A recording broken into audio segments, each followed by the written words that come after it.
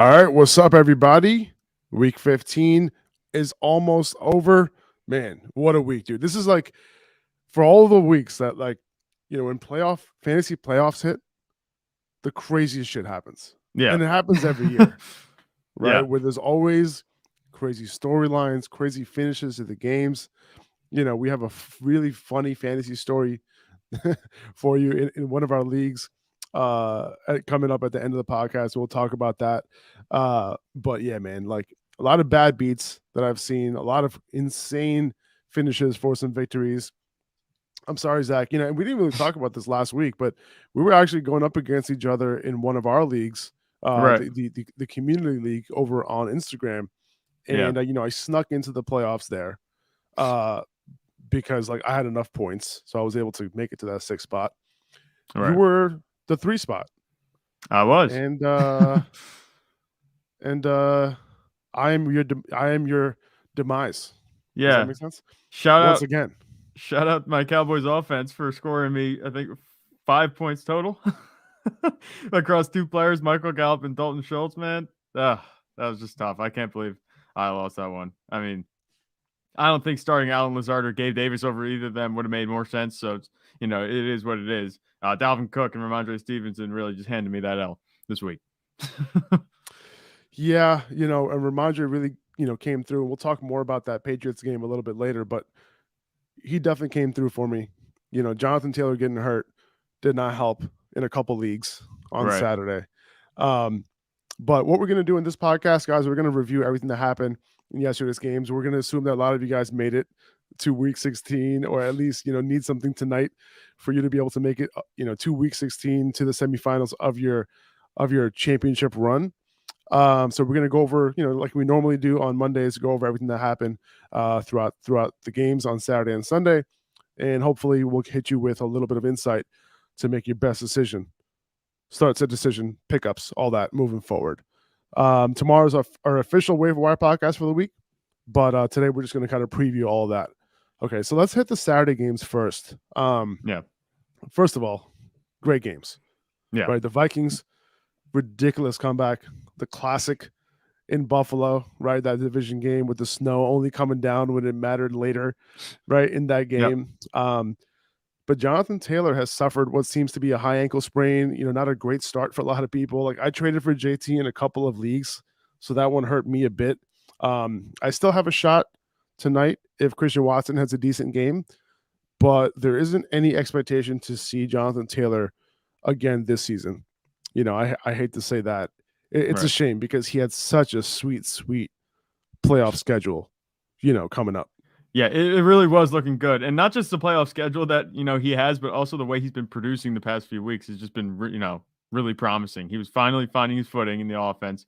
I can't believe the way that game ended. I thought for sure this was over at halftime, but the Colts just stopped playing at halftime. If Jonathan Taylor played, I think there might have been a different outcome. But for Jonathan Taylor, yeah, it's just bad luck. It looks like the backfield's going to be Deion Jackson and Zach Moss. I know that you're a bigger fan of Zach Moss going forward between these two. Yeah, I think so.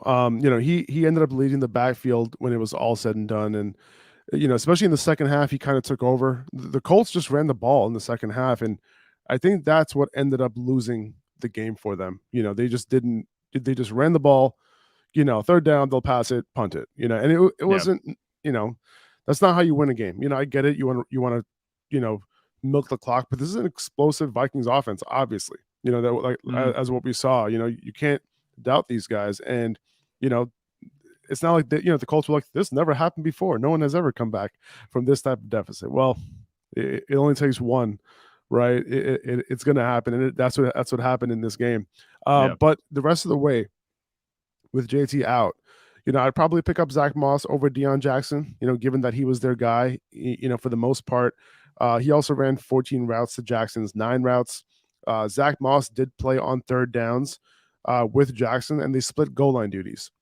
This could be a 50-50 split, moving forward. But, if it's favored in one way, I would guess Zach Moss. And with the Chargers on deck, it's worth grabbing both of these guys at this point. Right. Yeah, that's what makes sense. I mean, if you had Jonathan Taylor, you got to cut your losses at this point, especially if you still manage to advance to the next round. or you're trying to fight your way out of the toilet bowl. You know, you need to get yourself some guys to fill in that spot. And it looks like Zach Moss, like you said, looks like he's going to be a pretty good option for you. But Deion Jackson, I wouldn't be surprised if we see him just kind of, you know, get a couple passes thrown his way, and then he might end up outproducing Zach Moss. Because even though Zach Moss looked good this game, I mean, the rest of the season, even when he was on the Bills, you know, he just wasn't very efficient at all. So I'd temper expectations with Zach Moss, but I'd still expect him to be, you know, at least a solid fantasy contributor the rest of the way, assuming Jonathan Taylor's out the rest of the season. Yeah, no, I'm with you, man. You know, I'm surprised that they used Zach Moss this much in this game, but you know, he was the guy they chose to be their closeout back who didn't end up quite closing it out.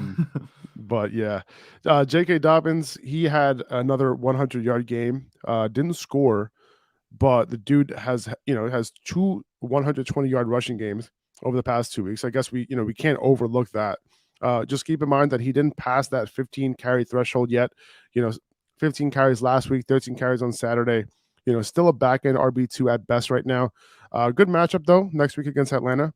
And if Lamar is back, he would get an upgrade. Just don't expect him to get 20 carries. Yeah, I think for the rest of the season. That's going to be his problem the rest of the way. Obviously Gus Edwards is in that backfield. He only had 7 carries, but they're still not giving him a full workload. And I'd say it's justified. I mean, we saw the heavy leg syndrome come through again. On that one run, looked like he was going to break it away or have a chance to break it away, and he just couldn't separate. He's still not 100%, and that's just going to kind of hold him back the rest of the way. But he has looked good. He's probably really the only thing that's working right now on this offense. I mean, they only put up 3 points. You can hardly say anything's working, but he had a 100-yard day. So you could probably start him pretty confidently as, a low-end RB2, high-end RB3. Maybe with a little bit of upside if he could get in the end zone. We saw that last week, but it seems like his volume is going to be enough that he can contribute on a week-to-week basis. Would you be okay like plugging J.K. Dobbins in place of Jonathan Taylor next week if you have him? Yeah, for sure. Yeah, no, for sure. I mean, if I had J.K. Dobbins on the bench and then JT got hurt, like I would consider that a blessing. Like, okay, I have somebody who I can start, especially if Lamar is back in a decent matchup, who could easily find his way in the end zone. 15 carries, I'll take it. I'll take it all day. Can we talk about Mark Andrews for a second, though? Yeah. Like we've been ranking him as a top 2 tight end since, all year long, pretty much. And since week 6, he has not been a top 2 tight end. Since then, he hasn't finished in the top 5 one time, and he's had 4 performances outside the top 22. Right, and of course, he's going to have a great matchup against Atlanta at home next week.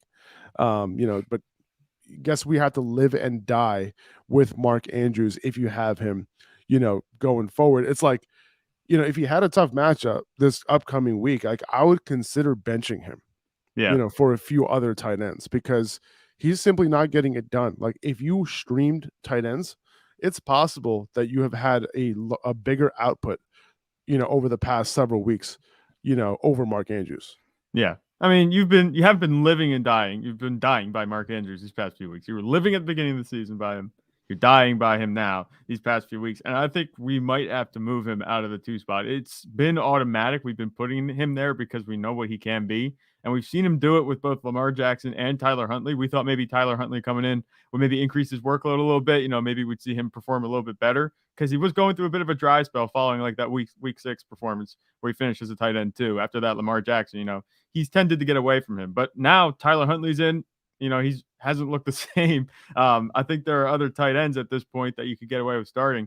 Travis Kelce stands alone as the only tight end that you can really rely on every week now at this point. I mean, Mark Andrews, we know he's talented. He's just not getting the production that he had before. And I would just, like you said, consider starting someone else over him that has a little bit more momentum at this point, that's on a little bit more of a hot streak. You have to ride the hot hand.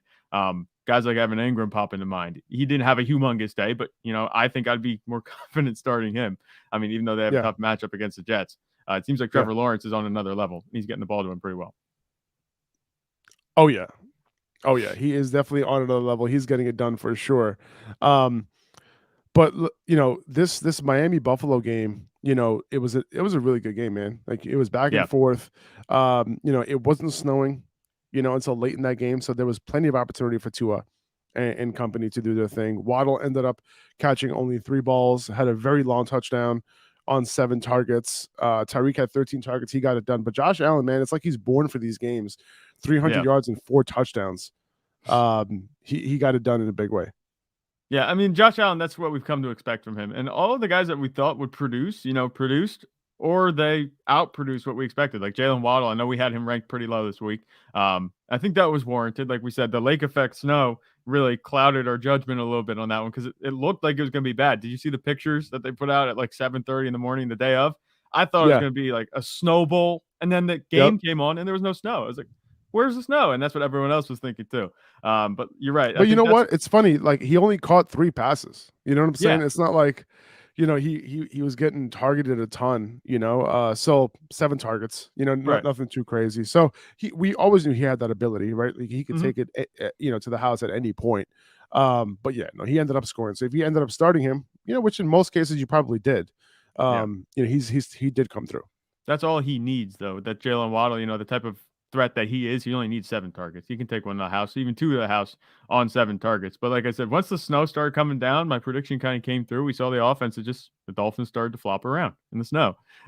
They couldn't get anything done after that. So it was interesting. I was glad, actually, that it didn't start snowing till late because then it actually made a competitive game. I think if it snowed all game, it would have just been a blowout. Yeah. It was kind of cool though with the snow coming down when it Yeah. mattered. It was Mhm. just, it was a great ending to that game. Who was it that caught the ball? It was McKenzie, right? Who caught the ball at the 10-yard line, like at the end of that game? Yeah, I think it was. I And think it was. at that point, like that's when the snow was really coming down. So Yeah. it was fun to watch. And the Bills backfield, it's kind of back to what it was before.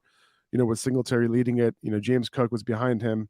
Naheem Hines had that one touch. It was that touchdown in the red zone. But it looks like that James Cook game that we had a few weeks ago, that was just a blip on the radar. Yeah, and that's what it's looking like. And did we really trust the Bills backfield? At this point, we told you to pick up James Cook on the waiver wire just in case, it wasn't a blip on the radar. Right. But I wasn't expecting anybody to have an incredibly high ceiling in this backfield anyway. And it looks like the workload is now readjusted back to the levels that it was at before, where it's just kind of be a barren wasteland, in the Bills backfield, unless somebody gets the majority of the carries. I don't see that happening moving forward. The Bills tried to justify their trade for Naeem Hines by giving him 1 touch and a touchdown. That's about my takeaway from the backfield here at this point. Nothing new. I wouldn't be starting any of these guys really, except for maybe Devin Singletary, and that would be a desperate play for me at running back.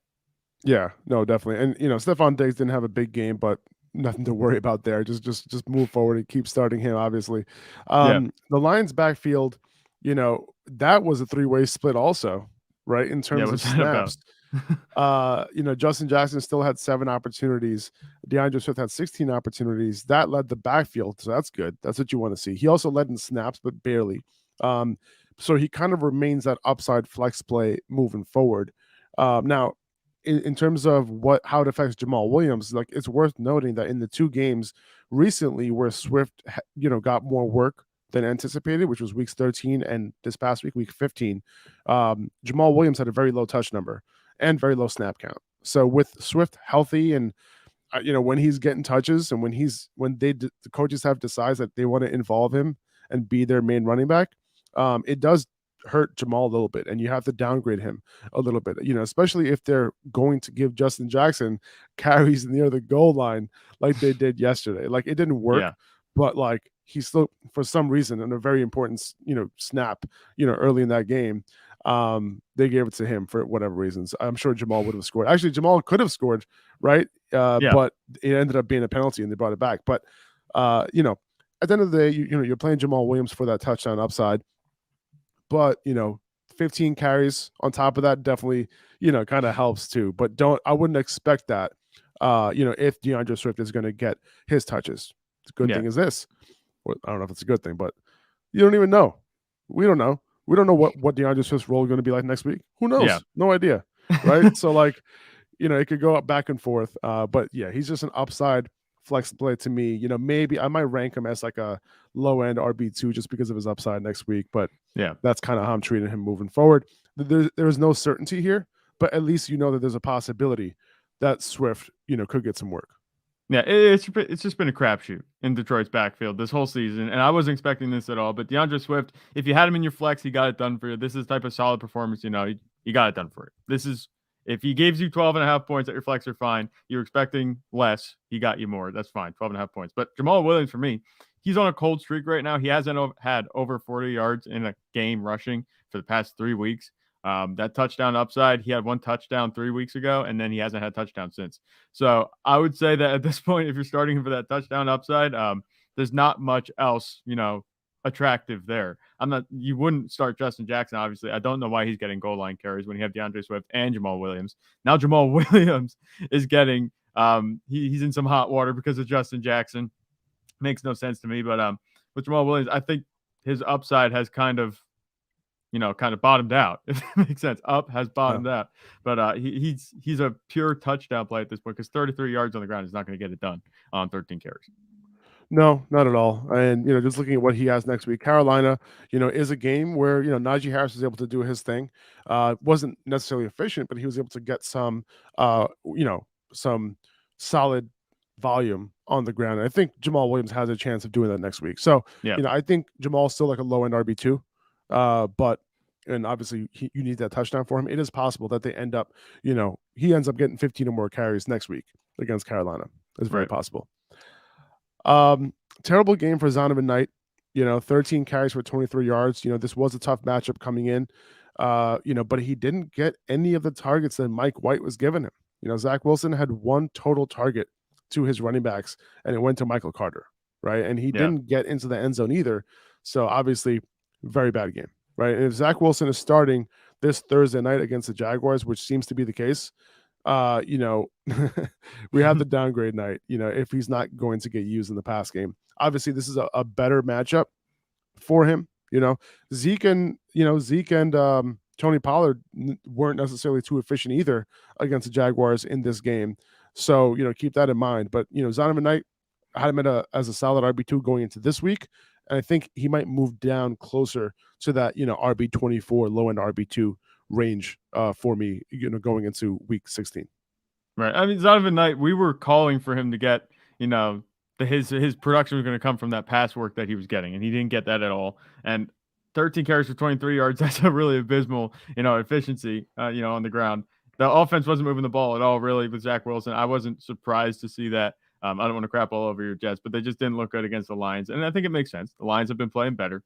But I would say, if Dallas's offense doesn't get it done, they didn't get it done against the Jaguars this week, maybe I would consider, leaving Zonovan Knight out of that mid RB2 territory. I think low end RB2 might be better. Maybe right there with DeAndre Swift, like we just talked about, in terms of their rankings this week, because he didn't get any of that workload. I think he still has the upside and the talent.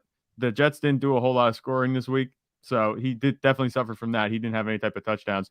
I think that until he gets that receiving work back, he's going to be a low-end RB2 play. Maybe even worse. We'll have to see how it goes. But Michael Carter, I'm not expecting Michael Carter to continue to outproduce him. We saw Zonovan Knight got plenty more touches. He got that one target, but the takeaway here is that Zach Wilson doesn't throw it to the running backs, and that's going to hamper his upside significantly moving forward. Yeah, and we just talked about a few low end running back twos, right? We talked about Swift, talking about Jamal Williams and Zonovan Knight.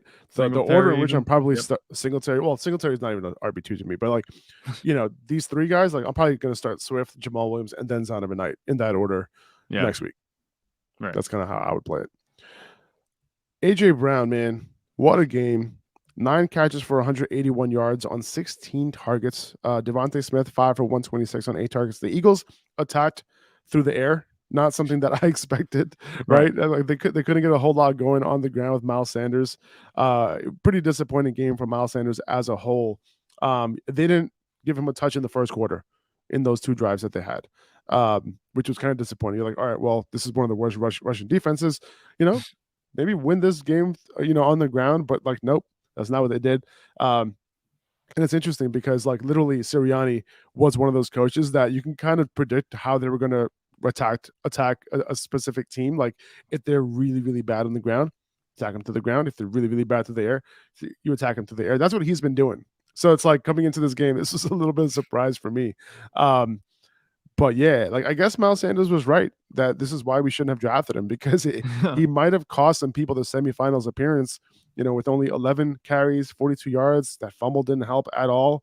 That 13-yard loss, on that catch didn't help at all.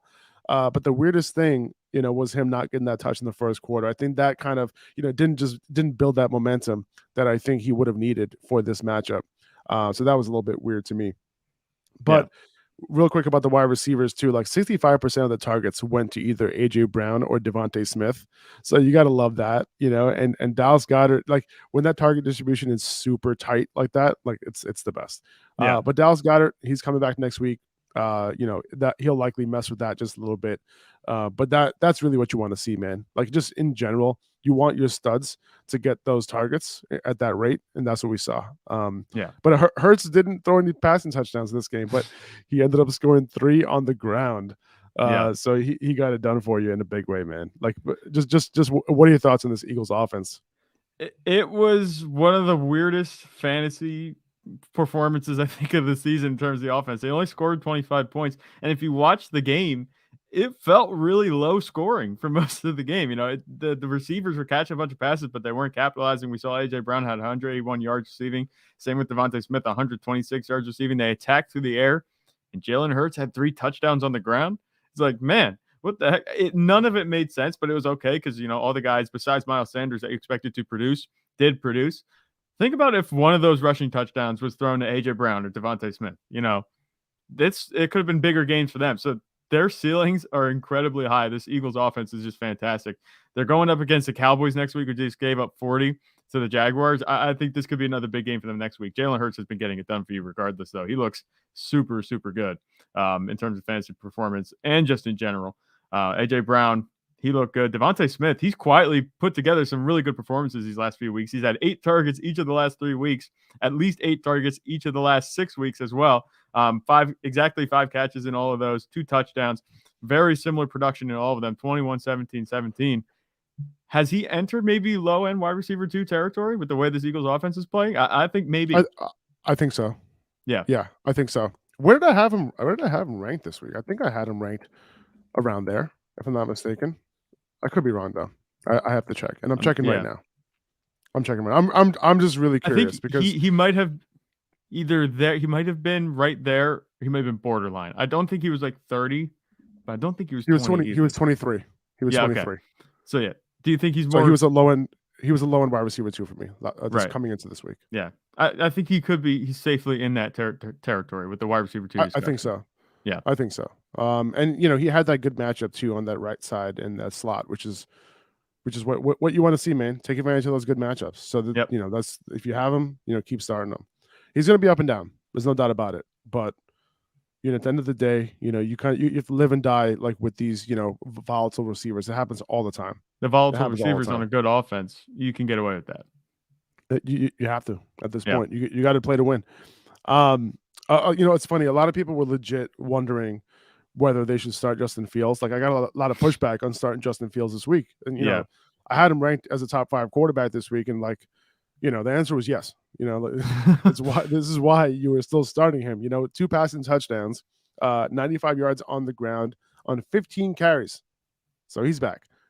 He had no Mooney. He had no Claypool. St. Brown got hurt on the first drive, got a concussion. Didn't matter though. Justin Fields is back. Yeah, and he was doing it all himself pretty much. Did you see that one scramble that he had? I forget. He did end up stepping out of bounds, but he made it to the end zone. They ruled it a touchdown originally. They obviously called it back. But he just looks ridiculous. His rushing ability, he hit 1,000 yards on the season in this game. He was pretty much all the offense outside David Montgomery. It was him and David Montgomery doing pretty much everything in this game. David Montgomery had a good game too. We could talk about that. But Justin Fields, it doesn't seem like the matchup matters. You know what I'm saying? Nobody can really contain him right now just because he's so fast and athletic. The way that he can attack you, he's running from inside the pocket. He's running on design runs. He's scrambling outside the pocket, going down the sideline, beating guys at the corner. Nobody can contain his rushing ability, and that is, fantastic from a fantasy perspective. That's all you really need from a quarterback for him to have a good game.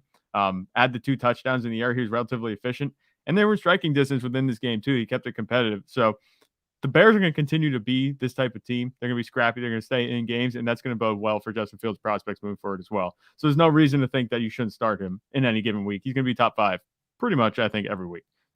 He could be top 3 too, depending on the matchup. This was a tough one, and he got it done. Yeah, I mean, he has Buffalo next week, and I'm going to start him again, and he has Detroit the following week after that. So I'm going to start him again. So yeah, he's going to remain a top 5, top 6 quarterback the rest of the way for sure. Yeah. Let's see. Desmond Ridder, not great. No. First start. Maybe he'll get better. But hey, 11 targets to Drake London.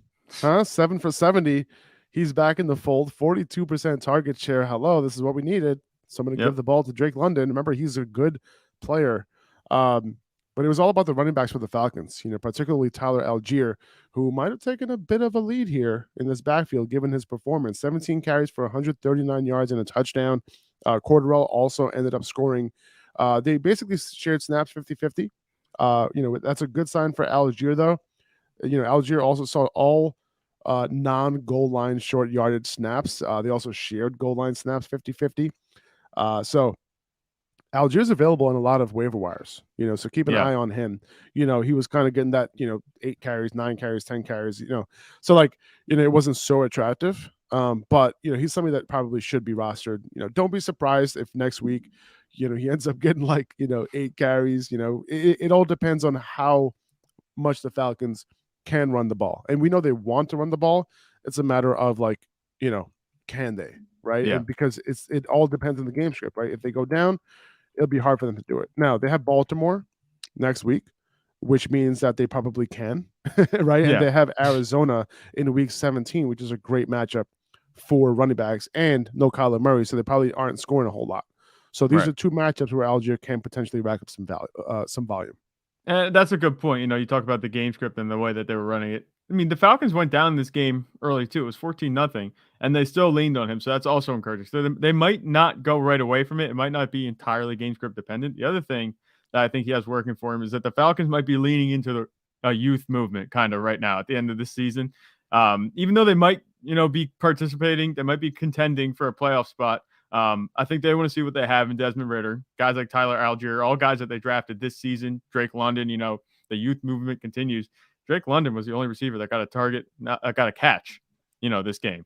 Demir Bird had no catches. Olamide Zaccheaus had no catches. It was pretty hilarious the way that the targets were distributed. Like we said, we were calling for maybe Drake London to get a few more targets this game. Well, he got them, and he was the only receiver that registered a catch. And Tyler Algier looked good. I wouldn't be surprised to see that continue, like you said. He looked very good. He had over 130 yards on the ground. I think this is going to continue, especially with Desmond Ridder. He's a young quarterback, and going to take the pressure off him. They'll lean heavy into the run game as well. So I think Tyler Algier, if any of these guys, is maybe the best bet. Drake London has a brighter outlook than he had definitely coming into this week, because it looks like Desmond Ridder's going to be targeting him week in and week out. Juwan Johnson, he saved my day yesterday. Yeah. This was the one time a last minute decision saved my day, right? I was between Tyler Conklin, Hunter Henry, and Juwan Johnson. Those are my 3 options. I had them all because I didn't know who to start. And, Conklin and Henry ended up shitting the bed, but all 3 had good matchups coming into the week, right? And Juwan, he's coming off a week where he was limited in practice all week. Troutman was banged up, but he was active in this game. So, last minute, it was 15 minutes, before the game started. I just went with Juwan, and he ended up scoring 2 touchdowns. In his last 6 healthy games where he didn't leave the game, he scored 7 touchdowns. So, probably should be starting moving forward, as a low-end tight end 1. This performance actually vaulted him all the way up to the overall tight end 9 on the year. That just speaks to the parity that's been at the tight end position. It's just crazy. But Juwan Johnson, when the guy has that many touchdowns over that many weeks, it's been pretty consistent. It looks like. I'm not surprised that you put him in, but I'm interested. Were you kicking yourself at all when you saw Taysom Hill have that first long touchdown pass? I know he's a tight end technically, but did it look like maybe it was going to be a bad day? Yeah, for Juwan Johnson? what's funny, because I looked away from, because I was also, this is a super flex league. I was also starting Andy Dalton. So every time Juwan scored, Andy Dalton got, and so I got double point. Right. I was double dipping a little bit. So that was great. So I looked away and I turned back to the TV, and all I see is the ball going super long ball to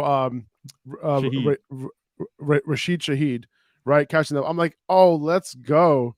And then the camera tilts, and I see that it wasn't Taysom Hill who threw the ball. It's oh my god! I was like, come on, man. Yeah. But no, it was all good.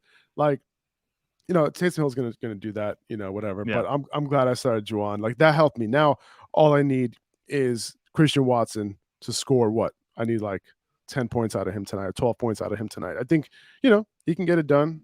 Hopefully, he's been showing that ceiling. So hopefully, in a decent matchup, I think it's a decent matchup tonight. He can potentially get it done for me. I lost to Lawrence. Lord don't lose. Last week, I still ended up sneaking into the playoffs, but I'm playing him again this week because I'm the 6th seed. He's the 3 seed. Right. So we're gonna. If I can get this win, I'll be on my way to the semifinals. Yeah, I'm rooting for you because I don't have anything to root for at that point. That's really nice That's really nice of you, man. Because we talked about this yesterday over text. That last week, getting into the playoffs in this particular league that we're talking about. Yeah. It's like I think I got into the playoffs because I had more points than you. Yeah, right? That's what it was. It was like came down 6th and 7th seed to one of those tiebreakers. That's what it was. And granted, the points force, it's not really a bad tiebreaker. There have been worse tiebreakers, I'm sure. But I was a little bit salty about that because I think you had a worse record than me up until then. We ended up having the same record, but you had more points, so that's fine.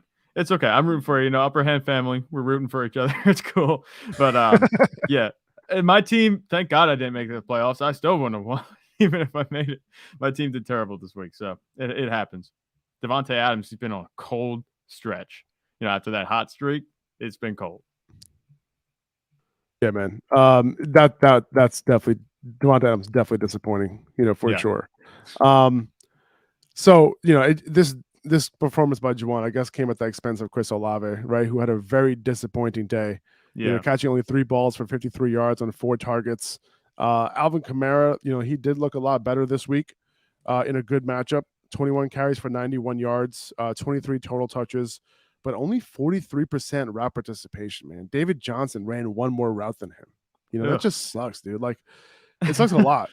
He gets the Browns next week, so, good matchup on the ground. I think he's still like a mid RB2-ish, for now, given what I just mentioned. And the fact that he was only on the field for 62% of snaps, and it's like, dude, it's David Johnson. Like, come on. Like, do we really have to be sharing snaps with David Johnson here? Right. First of all, was there any reason to share snaps with Mark Ingram? No. So it just seems like they want to limit Alvin Kamara for whatever reason, maybe because they know they're not going anywhere, but even though they had a chance, they're a game out of a playoff spot. What are you doing not giving the ball to Alvin Kamara? Like, it makes sense. I don't know, man. David Johnson hasn't been relevant since his Cardinals days. It's like they're just finding reasons not to give him the ball. It makes no sense. And Chris Olave, like you said, Rashid Shaheed is killing him a little bit. I'm not sure how much I trust Chris Olave anymore. This offense I don't think is good enough. Andy Dalton, obviously, he had an all right day. Taysom Hill was also throwing that, like you said, that dime touchdown to Rashid Shaheed. But I'm not sure how much I trust Chris Olave anymore in this offense this season. They're going to have to change at quarterback, I think, for me to trust him. And that's not going to happen the rest of the season. So I think Chris Olave, I might be leaving him out of the top 24, me personally, because the upside has not been there. And the consistency hasn't been there either. Wow. I think Olave is definitely going to be in my top 24. But he's not going to be that mid wide receiver 2 that I started him as this week. It was definitely a rough matchup. Only 4 targets. That's not what you want to see moving forward. I mentioned liking Diontae Johnson a little bit more this week because Mr. Trubisky, was to get the start, and I just wasn't sure if he was actually going to play, the whole game. Right, that was my concern. Like, were they going to bring in Mason Rudolph? Who knew? But he ended up playing the whole game, and then Diontae Johnson ended up catching all 10 of his targets for 98 yards. So it's like when a quarterback who knows how to get the ball to Diontae Johnson does it, Diontae Johnson's going to do his thing. But my assumption is that Kenny Pickett will be back next week. Something to note, given these wide receivers, have a good matchup against the Raiders. So, if Pickett's back, whatever. I don't really care about starting any of these wide receivers, to be honest with you. That's true. Like, as bad as, Mr. Trubisky has looked, he hasn't been perfect. He does make Diontae Johnson relevant. So I think, would you want to see him over Kenny Pickett the rest of the season? I would, from a fantasy perspective. I think so. Yeah, because what is Kenny Pickett doing for us from a fantasy perspective? Nothing. Like, who is he making relevant? He's game managing. he's making everyone irrelevant. Yeah, that's true. Well, and Pat Freiermuth was completely irrelevant. I think he had no catches. Yeah, he bottomed out. That was a donut. He bottomed completely out. It was bad. We saw it coming. Yeah, I mean, he's been on a downward trend these past few weeks, and he was kind of producing despite it. He had a touchdown last week on 3 catches, Yep. so it's like it looked like he might be all right, but you look at the underlying metrics like you outlined, last week on the podcast, and this just was, like I said, that this is rock bottom for Pat Frymouth. I'm not sure how much more we're going to see from him this season. I don't like his upside really. He's a streamer. There's not much hope for him as far as being a weekly contributor on a consistent basis. The Panthers couldn't find a way to run the ball against the Steelers, man. It was a brutal performance. 10 carries for 9 yards for Deontay Foreman. I don't know what the hell happened there. Chuba Hubbard didn't do much better, but he saved his day because he's very involved in the passing game. It's worth picking up Hubbard, if he's available on your waiver wire. Just want to let you guys know about that. Make sure. But let's talk about Trevor Lawrence, okay? The late season breakout from Trevor Lawrence right now. Threw for 300 yards and 4 touchdowns against a tough Dallas defense. He now has 11 touchdowns in the last 4 games since his bye week. 3 of the 4 touchdowns he threw went to Zay Jones, who finally is putting it all together since the bye. Right, Yep. 3 spectacular games over the last 4. He put up 109 yards and 3 touchdowns yesterday. Unfortunately, he gets the Jets next week, so we got to temper expectations there, or just not start him. We recommended benching DJ Chark against the Jets, and I definitely won't be recommending a whole lot of Zay Jones next week. But besides that, wow, like what a game! Hopefully you were in a pinch this week, because that's the only way you're really starting Zay Jones, right? Like, if you weren't in a pinch, you probably weren't starting him. If you had like quote unquote studs, you probably weren't starting him. But 3 of the last 4, I guess Zay Jones is a stud now. I don't know. Maybe. League winner? It's funny. I guess. Maybe. It's funny. I really like Zay all year, right? Like, we talked about him so many times, and I kind of just gave up on him because he wasn't putting it together. Like, all of the underlying metrics were there, right? And it was just like, it wasn't happening for him. Like, and then randomly in a good matchup, he'll like catch 4 of 4 targets. And I'm like, dude, you had it. Come on, Yeah. But now he's finally putting it together. So it's all coming in bunches for Zay Jones at this point. Yeah, we had him a couple times, on our start-sit posts. We had him as like desperate starts. And, you talk about him, had to be in a pinch to start him. Do you have to be in a pinch to start him? I know next week, the Jets, and we're not going to be recommending him, like you said. So that's tough. I'm not expecting this to kind of, continue next week, but it looks like he's going to be all right. Maybe I don't want to start projecting next season, because there's only one more week in the championship after that. But for me, the Trevor Lawrence performance against the Cowboys defense, like, man, did he look good or what? Like, man, I couldn't believe it. And he had a quiet first half. This could have been a bigger day. I think he had 3 touchdowns in the second half. Like, Trevor Lawrence has arrived. I mean, it's a fact now. That's where he's at. And I said last week on the podcast that this was going to be the measuring stick game. And this was going to tell me, is he going to be, maybe one of the higher end quarterbacks for me next season? Looking like it. I mean, unless he does some massive collapse at the end of the season, I might be looking at him as a top 12 option next season. Top 100%. Every year there's always that quarterback who kind of, you're like, all right, well, who is going to jump into that upper echelon, right? It was Joe Burrow, right? Last year. Season. Yep. Going into last season, right? And then going into this season, who was a fantasy star? Jalen Hurts, right? Mm-hmm. Entering that stratosphere. And then next year, it's going to be about Trevor Lawrence, man. And the best thing about Trevor Lawrence too, he has that sneaky rushing ability too. Yeah, right, which is great. That's what you want to see. I mean, he has it on that fumble, but he has it. Yeah, that's true. He has it though. Fun. He has it in him. Yeah, definitely. Yeah. So no, it's great.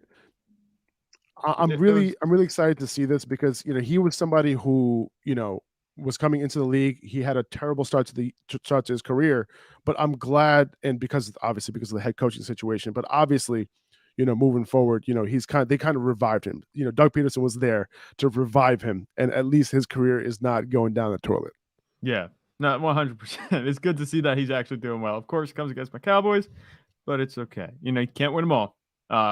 The game plan for Dallas was not good in that game. But Trevor Lawrence, the main takeaway. Everyone on the Cowboys that you expect to get it done got it done. But in this game, Zay Jones and Trevor Lawrence was a story. Travis Etienne had his first, all right game in a while too. So he had 100 yards on the ground. He got it done for you where he wasn't before. So if you started him, he wasn't, just a bomb on your roster. Yeah, he did have that fumble though, which wasn't good. He Yeah. did leave the game in the fourth quarter with an ankle injury. He did come back in overtime, but they only had a couple snaps in overtime, so it's something to monitor. I think it's worth picking up Jermichael Hasty just in case. Right. And then Christian Kirk, he was fine, but Evan Ingram had another very solid game in a tough matchup for him, right? Like Dallas has been really good against tight ends this year, but 8 Yep. for 62 on 10 targets. It looks like Trevor Lawrence is just elevating everybody around him right now. Yeah. And I think Evan Ingram, I'm not going to call him, we're not going to replace Mark Andrews with Evan Ingram, I don't think. But could he be like a top 6 option? I mean, I'm they going are to playing start the him. Jets, but yeah, I'm going to start him over Mark Andrews next week. I feel like you have to. The way Even that against, yeah, I'm going to do it. yeah, He did it against the Cowboys. Right. That's fair. And I don't want to hold my Cowboys the bar that high because they just let up 40 points. But they have been a tough matchup for tight ends all season. So Trevor Lawrence, the way he's playing, I mean, look at the way Trevor Lawrence is playing compared to any Ravens quarterback this season. Trevor Lawrence right now is outplaying Lamar even since, week 3. Because the first 2 weeks of Lamar were fantastic. But since then, he hasn't had production like Trevor Lawrence is having right now. So I think you look at the quarterback situation alone, and that gives me hope for Evan Ingram over Mark Andrews heading into next week. Rhamondre Stevenson, ended up playing on a bum ankle, after getting only one limited practice in. He got it done in a big way. This time on the ground, 19 carries for 172 yards and a touchdown.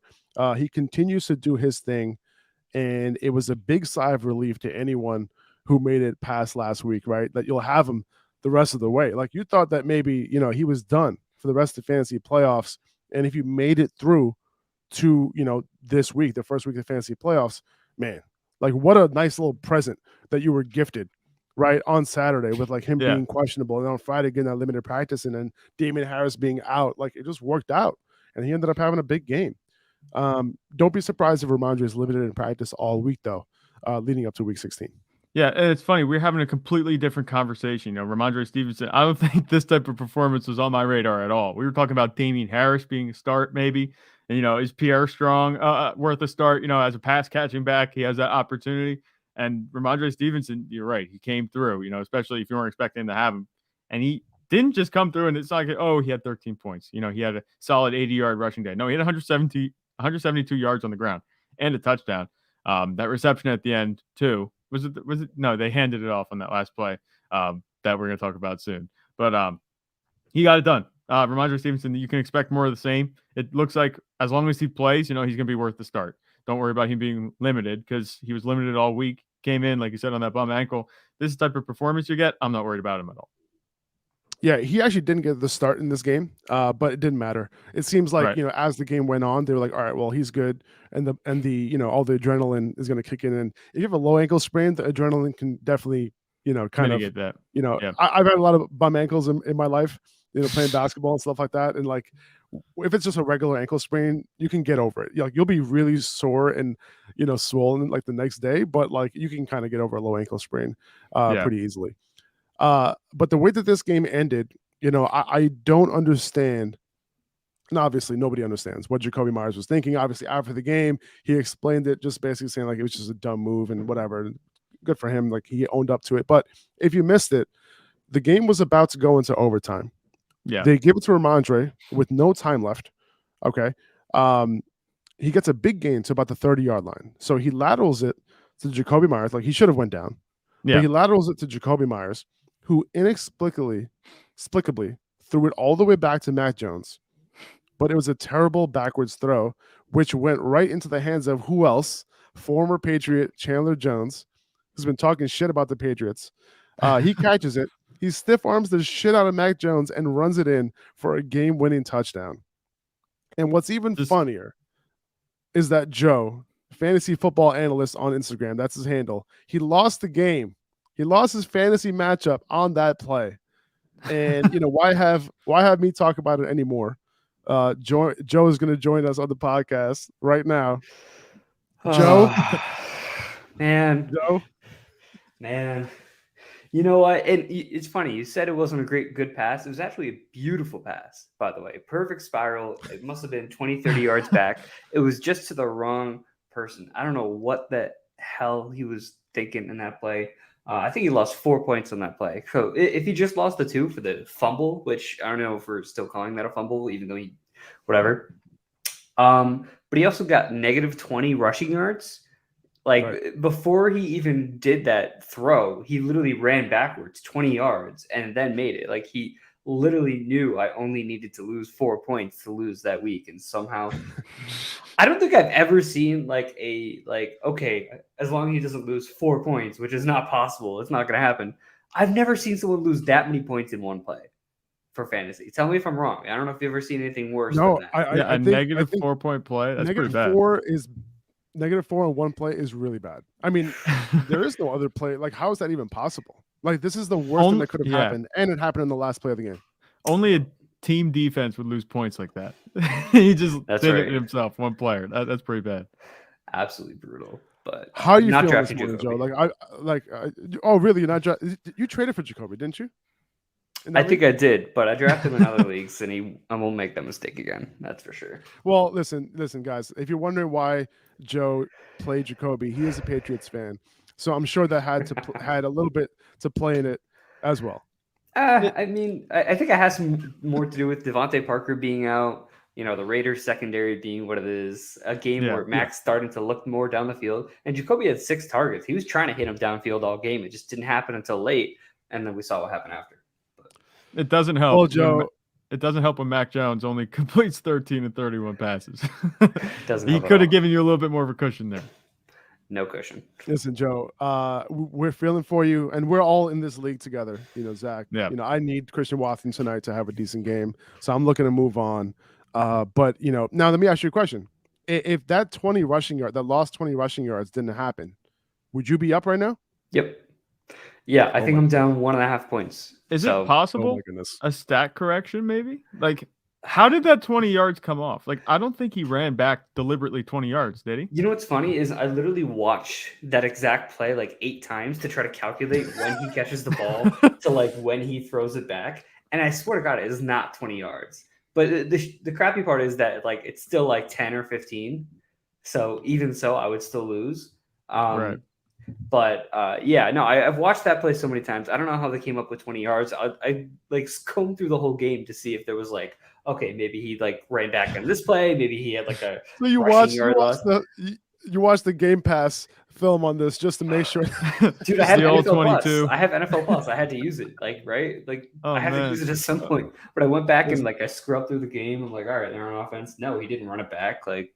And on the official NFL app, it doesn't say negative 20. It doesn't say negative 20. I think that's a stat correction candidate. You know, I wouldn't be surprised if that changed. It's a candidate. Or it's a candidate. For us, and listen, as commissioner, go ahead. As commissioner, maybe that's a stat correction that you might want to make. You know, Joe, I'll have to review the film. As a commissioner, I ain't doing shit. Okay, just letting you know right now. Okay. It's on you, dude. It's all you. Listen, if an official stat correction comes in, I'll be happy for you. And then we're gonna have you again on the podcast on Thursday. That's what's gonna happen. But yeah, Joe, listen, man, thanks for joining, man. You know, I'm hoping for you. Like the other guy who won this matchup against you, you know, he's a good dude as well. He also deserves to move on. He does have a better team than you. So like at the end of the day, no, I'm just kidding, man. I'm just kidding. But Joe, thank you, man. Like a lot of you guys know who Joe is. If you don't, fantasy.football.analyst over on Instagram. Make sure you give him a follow because he puts out great fantasy content there. So I appreciate you, Joe. Don't feel so bad, man. Try to distract yourself today a little bit. Yeah, I got 11 leagues, so not the end of the world. Right? There you go. Just the only league that matters, and you know that. Yeah, it's true. That is what it's called. That is what it's called. All right, Joe. Appreciate you, man. Right, see you guys. See you, man. Oh man, that's brutal, dude. That's brutal. That's now, something that's not brutal is if you start Jerick McKinnon. Okay. Yeah. Another monster game from him. He caught all 8 of his targets for 70 yards and a touchdown. Went 10 for 52 and a touchdown on the ground as well. This was not the Isaiah Pacheco show on the ground. McKinnon ended up with 18 touches. Okay. And if he's going to be that involved in the receiving game, 2 games in a row, you know, you can't ignore that moving forward. And, you know, hopefully you were desperate enough to start McKinnon this week. Like, you know, if you didn't start him, which was most people, you couldn't have seen this coming. right? Like last week, could have easily been a blip on the radar, right? Yeah. There was no trends that were coming up or anything like that. Like the fact that he also had 40% of the running back rushing share, and the Pacheco fumble, didn't help. But that on top of his 65% route participation, like on the Chiefs, a monster offense, like this week he also had all 4 line goal. This week he also had all 4 goal line snaps. And he had 2 overall RB1 finishes in a row. And he has Seattle next week, so he's a must start. Yeah, next week. Absolutely. Have the Chiefs like unlocked him? He's like operating. I mean, I know Juju Smith-Schuster had 10 targets. He caught all 10, but he's like operating as a Chiefs wide receiver 1 right now, and the RB1A. And with Patrick Mahomes at quarterback, the way that this offense operates, like I'm cool with that. I'm all for it. This is so much better than Clyde Edwards-Helaire taking touches or anything. Isaiah Pacheco still got 15 carries. He got his token like 80 some yards on the ground. He didn't completely leave people out to dry, but all of the receiving work is going to Jerick McKinnon at this point, and he's just taking advantage of that in a big way. Like 2 30-point performances is just ridiculous. I could understand starting him this week against the Texans, because you look back at, like, if you're in a pinch, you're like, okay, here's a guy coming off a 30-point performance. Maybe he can build on that. Before that, there was no reason to start him. So I would be surprised if you started him the week before that, but now you have to start him at this point. He's on a hot streak. He's operating in this offense as like one of the primary weapons. Juju Smith-Schuster obviously got some targets, like I said, and Travis Kelce did his thing too. He didn't have any touchdowns though. Jerick McKinnon on the Chiefs offense. Did anybody see this coming? I don't think so. This is literally what he was doing at this time last year. Like this time last year, McKinnon came in and started being the primary back with CEH banged up. And now like he's getting it again. They're depending on him and he's making plays. So yeah.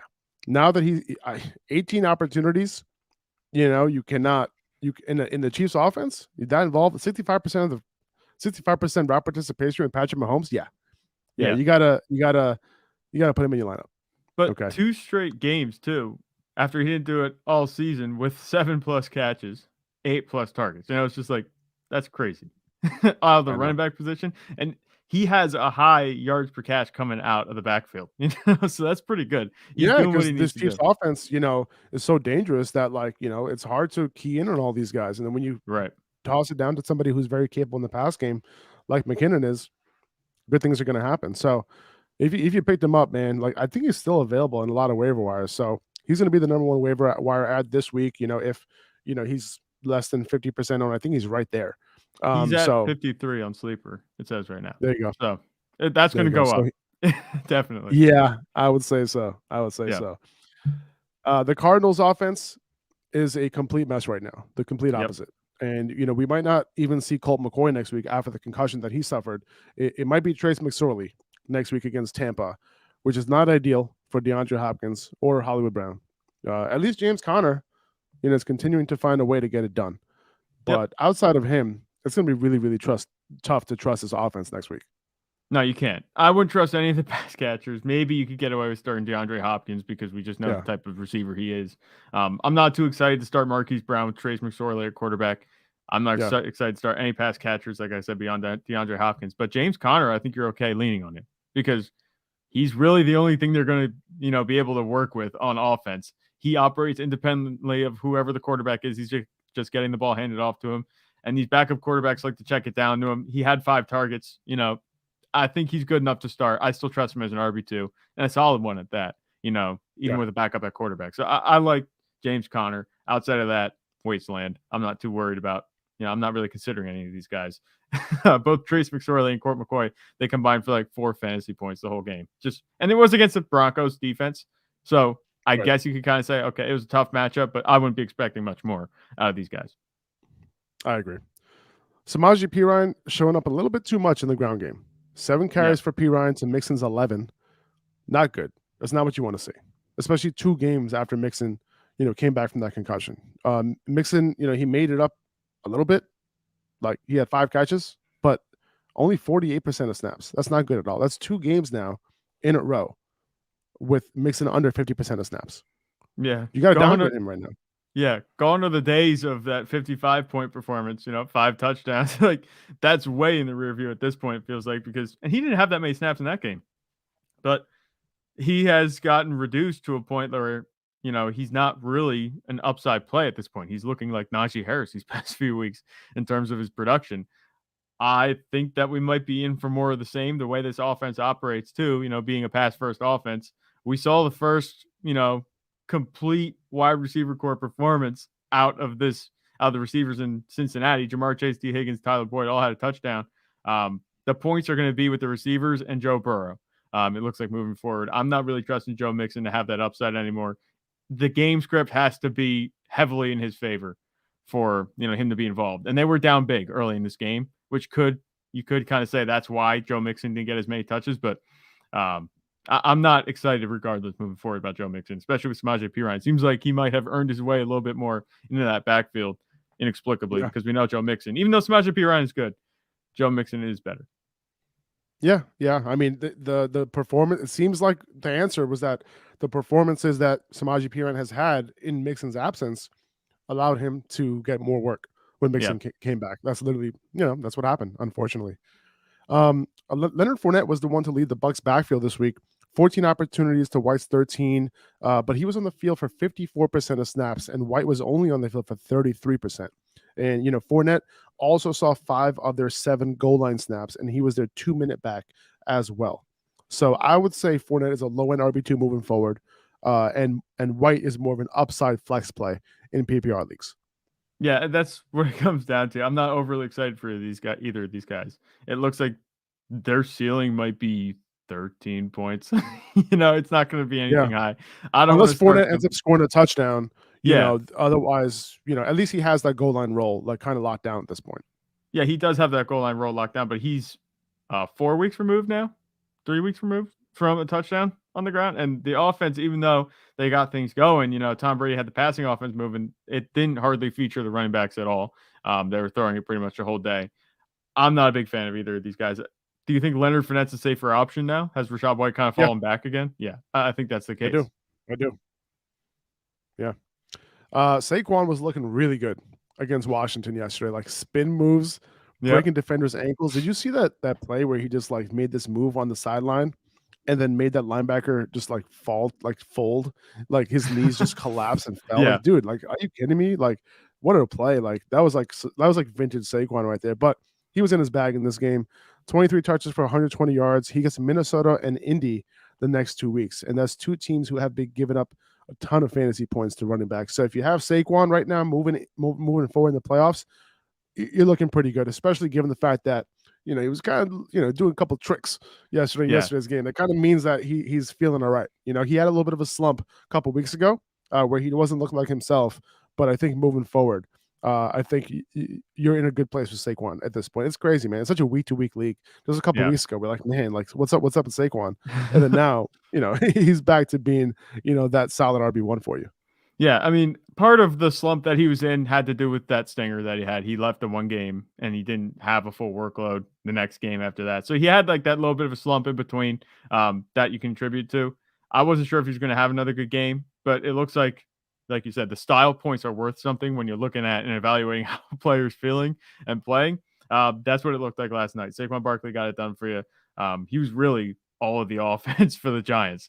I mean, the defense had the touchdown, but Saquon Barkley was the main, course for this offense. Daniel Jones was pretty boring last night if you watch the game. So I think Saquon Barkley, like you said, good matchup next week. He should be back in the top. Do you think he'll be top 7, top 6? Something like that. He'll probably be somewhere around there. I know we had him ranked outside the top 10 just a couple of weeks ago. So it speaks to where he's come from, definitely. And Saquon Barkley looks like if you manage to get in with him into the playoffs, you should be fine moving forward.